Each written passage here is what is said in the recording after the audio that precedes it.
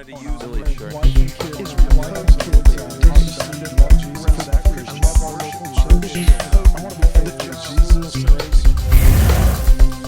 Political hat on for just a minute and Okay. say that I believe that this president has been so divisive for this nation.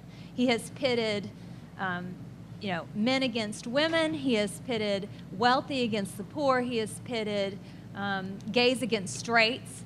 And I was so happy and encouraged by the tone that Senator Rubio took. It was a unifying message that he gave us today. And I frankly think it's a very winning message. And I would encourage him to take it as far as he can and as often as he can and go do the retail politics, get in front of people and have that message. He touched on issues in a way that speak to many of us, particularly people of faith at our core, and gave voice to some things that we've really been thinking about. And so anyway, I was very encouraged, and my advice to him would be keep at it. Okay, thank you. Dr. Moore? I was also encouraged that Senator Rubio, first of all, did not talk of vague, generic, amorphous values for the most part. He hit specific issues, not only at the policy level, but also at the broader question of what does it mean for a society to be a society of virtue, and what does that look like dealing with very controversial issues such as abortion and definition of marriage, all the way over to tax policy and education policy. And so I would recommend that he retain his courage and his long view. I agree with Penny that I was struck by the fact that Senator Rubio did not seem to be speaking simply about people he disagreed with. He seemed to be speaking to them in order to say, let's continue this conversation and listen to what I have to say and consider this. Let's reason these things out. I think that's a good place to start. I also think the optimistic tone is a good place to start, and an optimism that is coming from a conservatism that isn't hand-wringing, because I think the senator understands that civilization and the principles underlying civilization, these things cannot simply be swept away by the will of courts or of governments. And so we need to keep a joyful optimism as to where we're moving together as a country. And so I would commend him for those things, and I would say that there are going to be, as he mentioned in his address, moments of difficulty when simply addressing questions from the level of morality at all, or from the level of principle at all, depending on what those issues are, will bring one under fire. I think he displayed some courage today, not only addressing the controversial issues I mentioned, but also the issue of immigration reform.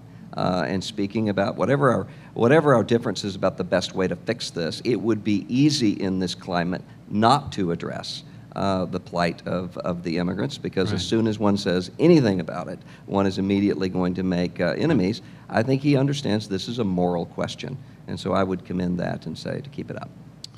I think close observers of the American family and political scene will realize that one social fact that wasn't really addressed today in our conversation together is this, and that is that the retreat from marriage in America has continued apace through Reagan and Bush and Clinton and Obama administrations. That neither Republican nor Democratic presidents or Congresses have done, I think, much or succeeded in doing much to strengthen marriage or to reverse this tide. So I think given that fact, or given that reality, we need to think in a more creative way about policies that are sort of targeting particularly working class and lower middle class families, where there's the kind of most sort of vulnerability right now when it comes to marriage. And I think that the senator is moving in that direction.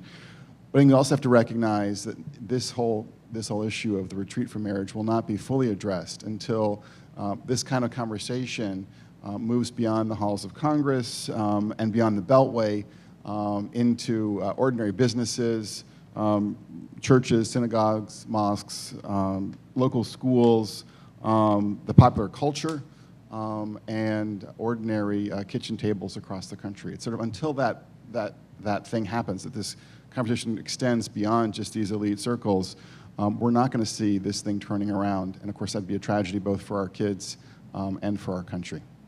I think political conservatism has succeeded as a movement by combining unchanging moral convictions with a realism about the fact that societies do change. And the way that conservatism has adapted to the changing role of women, for example, is perhaps a good example of that. So my advice to the senator would be not to give an inch of ground on your support for the core values of conservatism, which I would respectfully suggest include not only freedom and commitment, but also equality. Give no ground on those values whatsoever, but give a little bit more ground on the fact that the world within which those values will have to be exercised is changing around you. And if you can hold fast to your values whilst being open-eyed about what's happening around you, then it seems to me that as a conservative, you'll be really onto something in the years that come. Well, thank you all. As director of the Institute for Policy Research and Catholic Studies, I really want to thank each and every one of the panelists for their terrific presentation and response to Senator Rubio.